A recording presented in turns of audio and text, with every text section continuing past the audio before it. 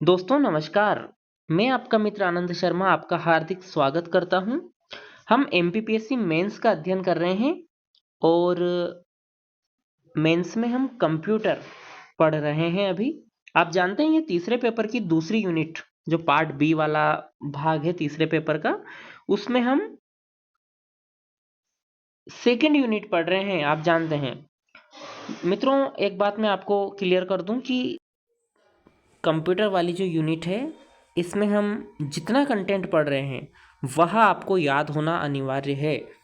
जितना मैं लेके आ रहा हूँ ये पूरा ही याद करना है आपको, तब जाके आप दक्ष हो पाओगे मेंस में उत्तर लिखने के लिए। यहाँ कमी नहीं चलेगी। आप कोई बड़ी कंप्यूटर की किताब लाकर पढ़ते तो वहाँ कितना सारा कंटेंट पढ़ना पड़ता। मैंने उसमें से आपके लिए टू द पॉइंट अगर काट छाँट की है और ये नोट्स बनाए हैं, अपना समय इसमें काफ़ी इन्वेस्ट किया है मैंने, तो आप इसके महत्व को समझिए।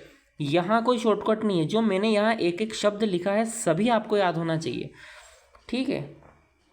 तो हम शुरुआत करते हैं और पढ़ते समय आपके माइंड में तीन बातें चलनी चाहिए कि मुझे 2 नंबर का, 7 नंबर का और 10 नंबर का 3 प्रकार के प्रश्न हल करने हैं। कोई भी टॉपिक जब हम पढ़ते हैं तो पहला प्रश्न ये उठता है दिमाग में कि 10 नंबर का प्रश्न कैसे बने। तो आउटपुट डिवाइसेस पर एक 10 नंबर का प्रश्न बनना संभावित है, बन सकता है, कोई बड़ी बात नहीं है। तो आज का लेक्चर हम इसी दृष्टिकोण से पढ़ेंगे कि कहाँ 7 नंबर, कहाँ 10 नंबर और कहाँ 2 नंबर बनेगा। चलिए बिना देरी किए हुए शुरुआत कर देते हैं हमारी क्लास की। Output devices. मित्रों, आप किसी बात को सुनते हो, यानी कि सूचना को मस्तिष्क तक ले जाते हो। कान यहाँ आपका इनपुट डिवाइस होता है, फिर मस्तिष्क उस सूचना पर विचार करता है, फिर आप जो सोचते हो निष्कर्ष उसे बताते हो। तो आपका मुख आपका आउटपुट डिवाइस हो गया। यही सिस्टम कंप्यूटर का है। जो सूचना यूजर्स के द्वारा कंप्यूटर को दी जाती है इनपुट डिवाइसेस द्वारा दी जाएगी, कंप्यूटर तक पहुंचाई जाएगी, जैसे कीबोर्ड, माउस, स्कैनर हमने पढ़ा है। और आउटपुट डिवाइस जो कंप्यूटर जो सूचना हमें देता है, अब कैसे देता है साहब? मॉनिटर पे आपने देखा होगा, प्रिंटर द्वारा प्रिंट करके दिया जा सकता है, स्पीकर द्वारा बोल कर दिया जा सकता है। समझ गए? समझ गए होंगे आप, ठीक है। तो आउटपुट डिवाइस की एक डेढ़ लाइन की परिभाषा क्या बनेगी? कंप्यूटर द्वारा प्रोसेस किया गया डेटा उपयोगकर्ता के लिए प्रस्तुत करने वाले डिवाइस आउटपुट डिवाइस कहलाते हैं। 3 बातें याद रखना। कंप्यूटर द्वारा प्रोसेस किया गया डेटा उपयोगकर्ता के लिए प्रस्तुत करने वाले डिवाइस आउटपुट डिवाइस कहलाते हैं। क्या होता है? सीपीयू से जो डाटा प्राप्त होता है वो बाइनरी डाटा होता है, वो हमारे समझ में नहीं आता। 0101000011 आपने देखा, वो बाइनरी डाटा। ये समझ थोड़ी आएगा। 0101 समझ आएगा कि आप ही बताओ, है ना? नहीं आएगा ना। 01001 नहीं आएगा। तो आउटपुट डिवाइस इसे क्या करेगा?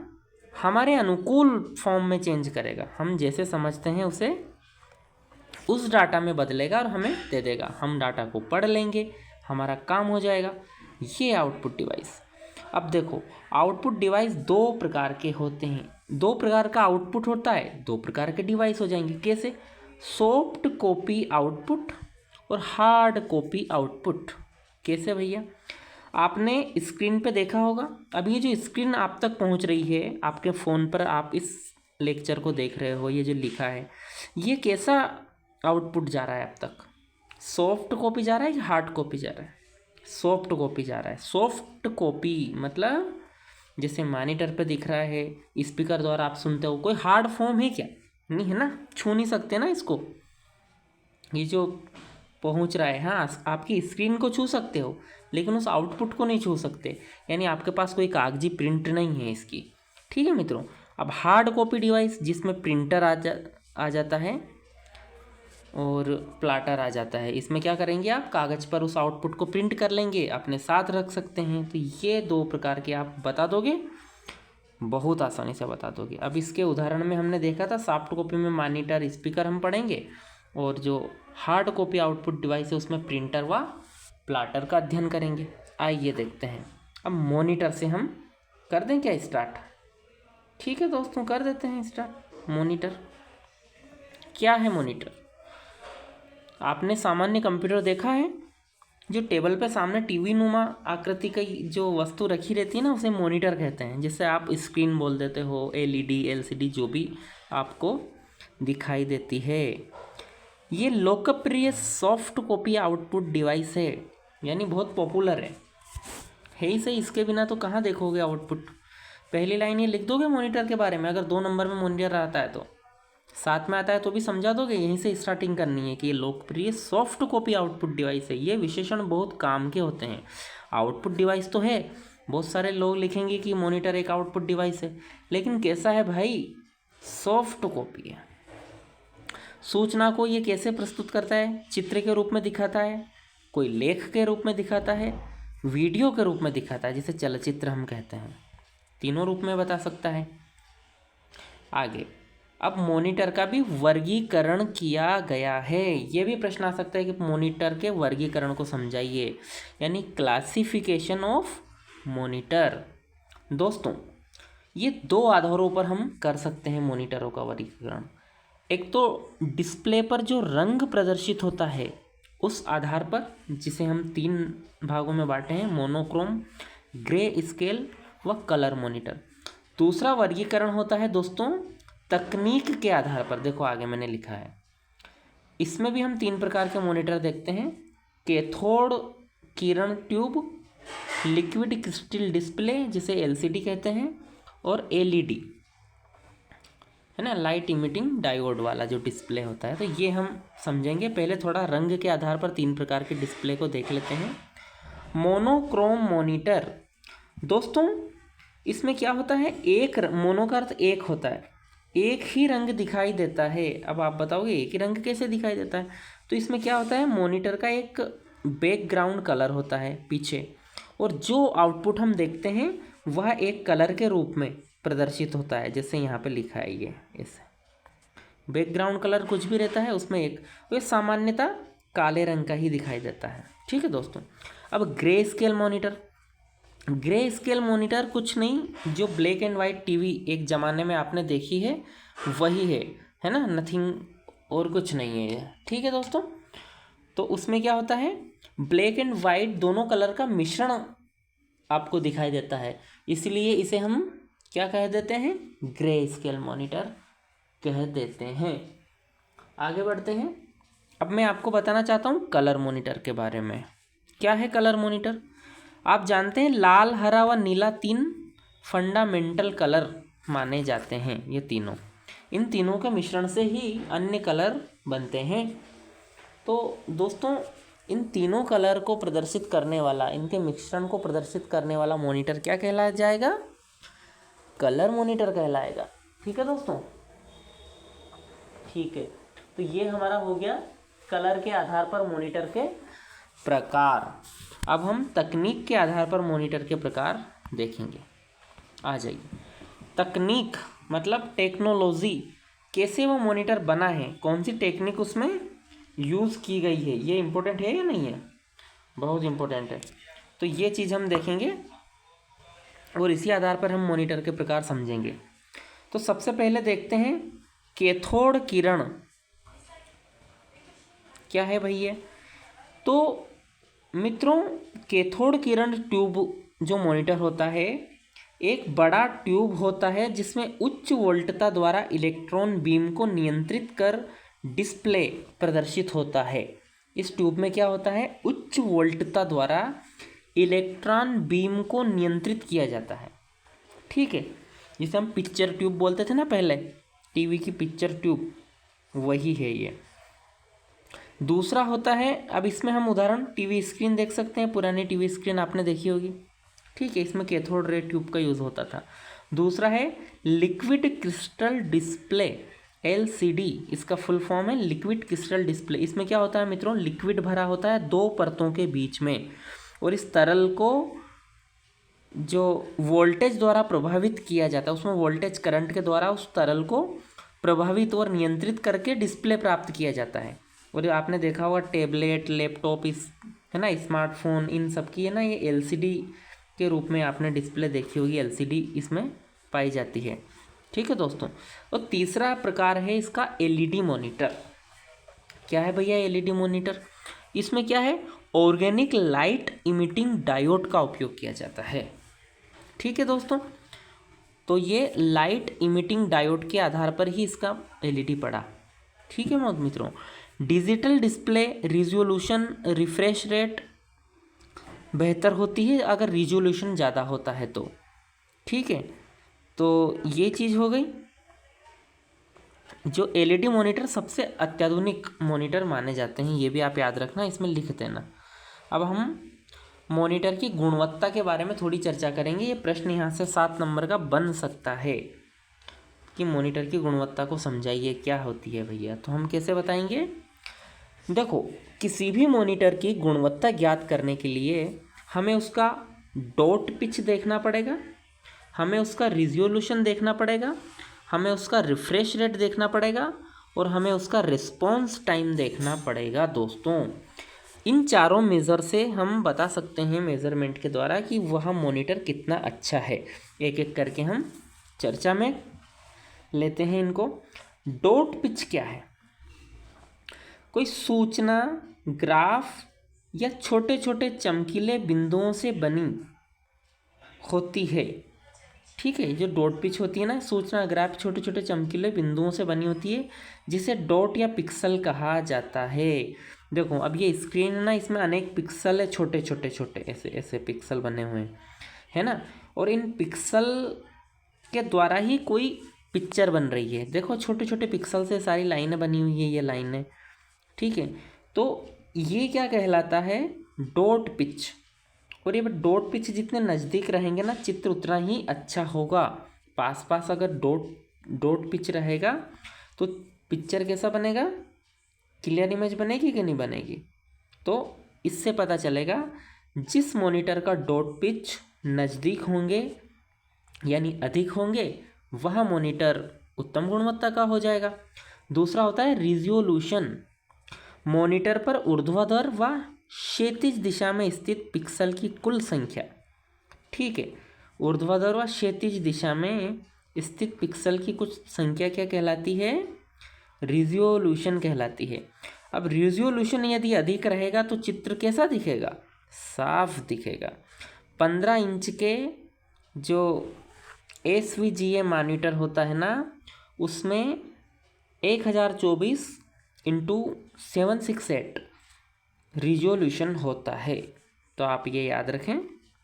खैर, ये आंकड़ा याद नहीं रहे कोई ज़रूरी नहीं है, पर आप ये बताना कि ऊर्ध्वाधर व क्षैतिज, ऊर्ध्वाधर यानी खड़ी हुई, क्षैतिज यानी तिरछी आड़ी, इस दिशा में स्थित पिक्सल, अब ये इस दिशा में कितने पिक्सल मौजूद है ना, उन पिक्सलों की संख्या पर ही रिजोल्यूशन डिपेंड होता है। और रिजोल्यूशन के कारण अच्छा रिजोल्यूशन वाला मॉनिटर क्या होता है? अच्छी गुणवत्ता वाला माना जाता है कि नहीं माना जाता है? तो आप पहला आपने क्या देखा? Dot pitch. दूसरा क्या देखा? रिजोल्यूशन। तीसरा है रिफ्रेश रेट, अर्थात मॉनिटर 1 सेकंड में कितनी बार सूचना को रिफ्रेश करता है। देखो, आउटपुट डिवाइस है मॉनिटर। जब प्रोसेसर कोई प्रोसेस करता है, CPU किसी डाटा को प्रोसेस करता है, तो आउटपुट को कितनी बार अपडेट कर रहा है, यानी अपडेट बिना किए तो नहीं दिखा रहा है। अपडेट करना ज़रूरी है ना सूचना का। तो जितनी जल्दी कोई मॉनिटर अगर सूचना को अपडेट करेगा, वो उतना अच्छा डिवाइस माना जाएगा। बिल्कुल, इसको हर्ट्ज में मापा जाता है, आप ये नोट कर लेना। मॉनिटर का रिफ्रेश रेट का ही में मापा जाता है, हर्ट्ज में। और चौथा जो मॉनिटर का गुणवत्ता मापक है, वो है रिस्पॉन्स टाइम। मित्रों, किसी पिक्सेल द्वारा एक रंग को बदलकर दूसरा रंग प्रदर्शित करने में लगा समय रिस्पॉन्स टाइम कहलाता है। बेहतर मॉनिटर के लिए रिस्पॉन्स टाइम कम होता है। जैसे हम अभी यहाँ से मैं पिक्चर चेंज करता हूँ, जैसे मैंने ये पिक्चर चेंज करी, अब ये जो चेंज हुआ है ना, ये कितने समय में हुआ है कलर, उस मॉनिटर की गुणवत्ता उतनी ही अधिक होगी। ठीक है दोस्तों, तो हमने 4 चीज़ें देखी है। कौन कौन सी देखी? नंबर 1 देखा हमने डॉट पिच, नंबर 2 हमने क्या देखा, रेजोल्यूशन, रेजोल्यूशन। तीसरा हमने क्या देखा,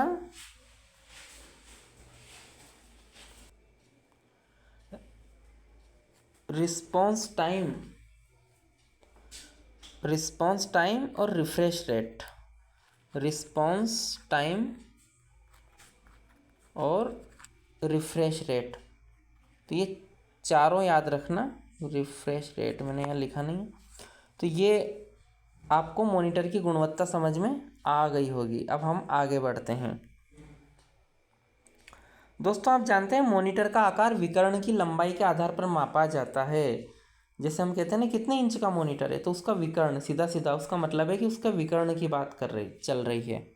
ठीक है। और लंबाई का स्क्वायर, चौड़ाई का स्क्वायर, दोनों को प्लस करने के बाद अंडर रूट निकालना, फिर आ जाता है विकर्ण की लंबाई, है ना। पाइथागोरस लगाकर निकाल लेना। अब प्रिंटर क्या है? प्रिंटर नाम से स्पष्ट है, जो प्रिंट करता है वो प्रिंटर। यह एक आउटपुट डिवाइस है। आउटपुट डिवाइस कैसा आउटपुट डिवाइस? सॉफ्ट कॉपी है कि हार्ड कॉपी है? क्या लिखोगे? यह एक हार्ड कॉपी है ना, हार्ड कॉपी, हार्ड कॉपी लिख लो। कंप्यूटर स्क्रीन पर प्रदर्शित आउटपुट को कागज पर प्रदर्शित करता है। अगर कंप्यूटर स्क्रीन पर कोई आउटपुट दिख रहा है ना, उसको कागज पर प्रदर्शित करने के लिए जिस आउटपुट डिवाइस का उपयोग किया जाता है उसे हम प्रिंटर कह देते हैं। टेक्स्ट हो, रेखा चित्र हो या चित्र का पेपर आउटपुट देता है। ठीक है, इसका पेपर आउटपुट देता है। कोई सा रेखा चित्र अगर आपको स्क्रीन पर दिखाई दे रहा है उसको प्रिंट कर सकते हैं, किसी चित्र को प्रिंट कर सकते हैं। प्रिंटर की गुणवत्ता उसके रिजोल्यूशन से मापी जाती है। वैसे तो हमने अभी मॉनिटर की गुणवत्ता देखी थी, लगभग उसी में प्रिंटर भी उसी सिद्धांत पर काम करता है, लेकिन इसमें सामान्यतः रिजोल्यूशन देखा जाता है। अब रिजोल्यूशन क्या है? एक वर्ग में स्थित डॉट संख्या, डॉट्स पर इंच इसकी यूनिट है। डॉट्स पर इंच, डीपीआई। प्रिंटर का डीपीआई कितना है, मतलब उसका रिजोल्यूशन कितना है, ये पता करता है। अब थोड़ा वर्गीकरण देख लो प्रिंटर का, ये भी प्रश्न बन सकता है। क्या वर्गीकरण देखेंगे? तो दो आधारों पर हम वर्गीकरण देखेंगे। नंबर 1 हो जाएगा प्रिंट की क्षमता के अनुसार, और दूसरा है प्रिंट करने के तरीके के अनुसार। प्रिंट क्षमता के अनुसार होगा printer character printer, page printer, line printer. बहुत सरल है, कुछ नहीं करना है इसमें, बहुत सरल है, जैसा कि नाम से स्पष्ट है। कैरेक्टर प्रिंटर एक बार में एक कैरेक्टर को यदि वो प्रिंट कर रहा है वो कैरेक्टर प्रिंटर। लाइन प्रिंटर एक बार में पूरी एक लाइन प्रिंट करता है, लाइन प्रिंटर। पेज प्रिंटर एक बार में एक पूरा पेज प्रिंट करता है, पेज प्रिंटर। तो ये तो बहुत आसान हो गया, जैसा नाम वैसा काम। अब हम इधर देख लेते हैं, जो प्रिंट करने का तरीका है उसके आधार पर भी हम प्रिंटर को दो वर्गों में वर्गीकृत कर सकते हैं। पहला है इम्पैक्ट प्रिंटर, दूसरा है नॉन इम्पैक्ट प्रिंटर। क्या है इम्पैक्ट प्रिंटर? मित्रों आपने टाइपराइटर देखा होगा। पुराने ज़माने के टाइपराइटर जब प्रिंट करते थे तो एक रिबन होती थी, उसमें रंग होता था, और जो प्रिंट करने के लिए हम कीबोर्ड को दबाते थे तो उसमें एक कांटे द्वारा उस रिबन पर चोट पहुंचाई जाती थी, और चोट पहुंचाने वाला जो तार होता था उसमें वर्णमाला अंकित होती थी, ABCD और आ से लेकर ज्ञा तक। तो वो जो रिबन पर जो चोट, वो जो पुश किया जाएगा वो ही अक्षर छप जाता था। तो इसे बोलते हैं इम्पैक्ट। क्या होता है? पेपर और इंक रिबन पर दबाव डालकर प्रिंट करता है ये प्रिंटर। ठीक है, तो इसे हम क्या कहेंगे? Impact printer. जैसे डॉट मैट्रिक्स प्रिंटर, डेजी हिल इसके अंतर्गत आते हैं दोस्तों। इधर नॉन इम्पैक्ट प्रिंटर की यदि हम बात करें, इसमें रिबन नहीं रहता है, ये विद्युत या रासायनिक विधि से शाही छिड़काव करके प्रिंट प्राप्त करता है। तो नॉन इम्पैक्ट में है ना वो रिबन जैसा सिस्टम नहीं होता है, इसमें या तो विद्युत विधि से या रासायनिक विधि से क्या होता है, शाही का छिड़काव किया जाता है, जो छपना है वो आउटपुट। इसकी गति अपेक्षाकृत तेज होती है। यह काला प्रिंट देता है, रंगीन भी दे सकता है, दोनों प्रकार के देते हैं। समझ में आ गया आपको? ठीक है। इससे हम किसी टेक्स्ट को प्रिंट कर सकते हैं, रेखा चित्र को कर सकते हैं, चित्र को कर सकते हैं। और इसके उदाहरण में क्या है, इंक जेट प्रिंटर, इसके बाद थर्मल प्रिंटर और लेज़र प्रिंटर। आप लिखते जाइए अगर आपको दिख नहीं रहा हो। Ink jet printer, thermal printer, laser printer और प्लाटर भी इसमें ही आता है। किसमें? नॉन इम्पैक्ट प्रिंटर में। अब हम थोड़ा देख लेते हैं इनका उदाहरण। 2 नंबर में आपसे अगर प्रश्न बनते हैं तो प्रिंटर को मैंने अलग से कवर किया है। अगर आता है डॉट मैट्रिक्स प्रिंटर तो क्या लिखोगे? यह एक इम्पैक्ट प्रिंटर है धीमी गति का इम्पैक्ट प्रिंटर है डॉट मैट्रिक्स प्रिंटर। पहली लाइन ये लिखना। दूसरी क्या लिखोगे? शाही लगे रिबन पर प्रहार कर कैरेक्टर उभरते हैं। वही बात हो गई, एक रिबन रहेगी है ना, और ऊपर से ऐसे करके जो प्रिंट छापने का वो रहेगा। तो ये जैसे जैसे इस पर चोट करेगा, इसमें शाही रहेगी तो शाही क्या करेगी, पिछले इस पृष्ठ पे छपती जाएगी। ग्राफ या रेखा चित्र उकेरे जा सकते हैं। उकेर लो, जो भी उकेरना, ग्राफ उकेर लो, रेखा चित्र उकेर लो, कोई पत्र टाइप कर लो। दूसरा होता है इंक जेट प्रिंटर। ये क्या है भैया? इंक जेट प्रिंटर है क्या? यह है नॉन इम्पैक्ट कैरेक्टर प्रिंटर है, जिसमें शाही की बोतल रखी जाती है। ये इसमें रिबन जैसा सिस्टम नहीं होता है। ये क्या करता है? ब्लैक एंड कलर प्रिंट देता है। ब्लैक प्रिंट भी दे सकता है और कलर प्रिंट भी दे सकता है। थर्मल प्रिंटर, ये क्या है? नॉन इम्पैक्ट कैरेक्टर प्रिंटर इसे कहा जाता है। Non impact character printer. Print गुणवत्ता इसकी अच्छी होती है, लेकिन यह कुछ महंगा प्रिंटर है दोस्तों, तो ये बात आप याद रखना। ठीक है, ठीक है मित्रों। अब हम बात करेंगे लेज़र प्रिंटर की। क्या होता है लेज़र प्रिंटर? ये उच्च गति वाला नॉन इम्पैक्ट पेज प्रिंटर है। नॉन इम्पैक्ट है, ठीक है। सेमीकंडक्टर, लेज़र बीम, प्रकाशीय ड्रम, आवेशित शाही एवं टोनर का उपयोग इसमें किया जाता है। क्या क्या का उपयोग किया जाता है? सेमीकंडक्टर, लेज़र बीम, प्रकाशीय ड्रम और आवेशित शाही टोनर। जो शाही टोनर होता है वह आवेशित होता है, और जैसे जैसे आउटपुट इनको मिलता है वैसे वो प्रिंट कर देता है। ठीक है मित्रों, अब बात करते हैं आगे लेज़र प्रिंटर के बारे में, थोड़ा और जान लेते हैं। लेज़र बीम से प्रकाशीय ड्रम पर आवश्यक विद्युतीय आकृति बनाई जाती है।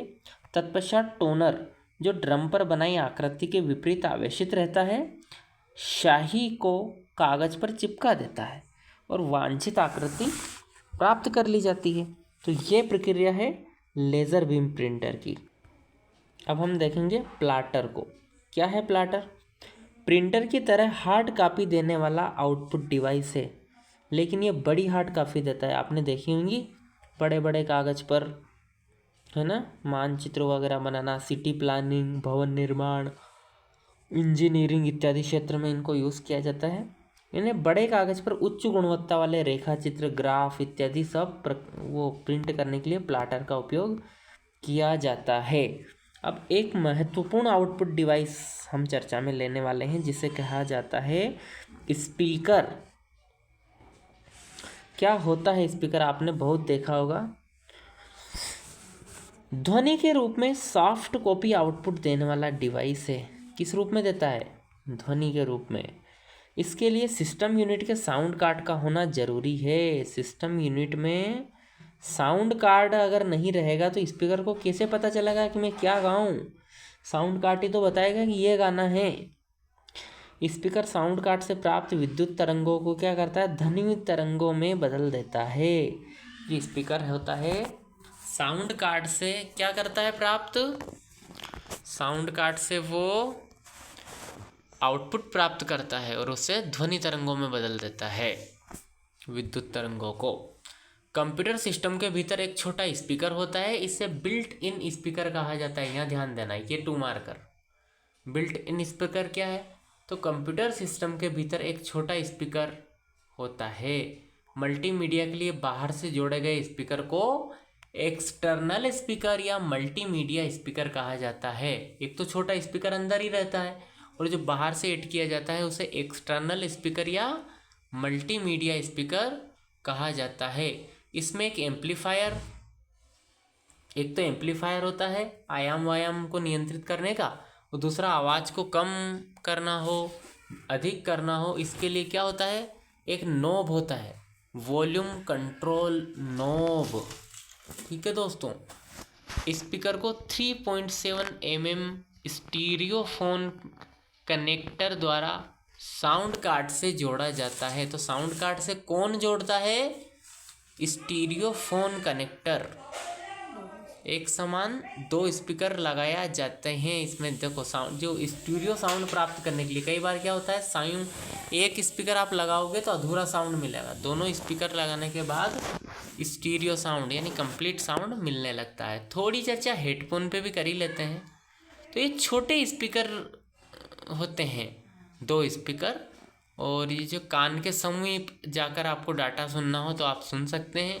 आजकल स्पीकर जो है वो माइक्रोफोन के साथ संयोजित होकर आ रहे हैं। आपने ब्लूटूथ देखी होगी, तो आप सुन भी सकते हो और जब कॉल आता है तो उसी ब्लूटूथ से आप बात करते हो, यानी माइक्रोफोन भी है उसमें और स्पीकर भी है। तो ये दोनों एक साथ संयोजित होते हैं और इसीलिए इनपुट व आउटपुट डिवाइस दोनों का मिश्रण ये माना जाता है।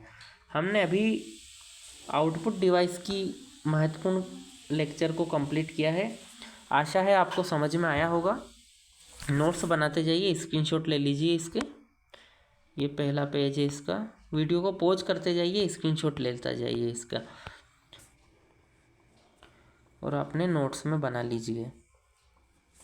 तो इसी प्रकार चलते रहें। अगले लेक्चर में हम कंप्यूटर सॉफ्टवेयर को कवर करने वाले हैं। धीरे धीरे ये यूनिट भी ख़त्म हो जाएगी और नई यूनिट भी हम स्टार्ट करने वाले हैं। जल्द ही आपको वीडियो देखने को मिलेगा मित्रों। तो अब मैं अनुमति चाहता हूँ, चैनल को अच्छे लोगों तक पहुँचाए। भले सब्सक्राइब मत करो आप, लेकिन शेयर करो बहुत सारे लोगों को। जिनको अच्छा लगेगा, कंटेंट मिलेगा, वो खुद ही सब्सक्राइब कर लेंगे। तो अगले वीडियो में मिलेंगे, तब तक के लिए अनुमति दीजिए। नमस्कार।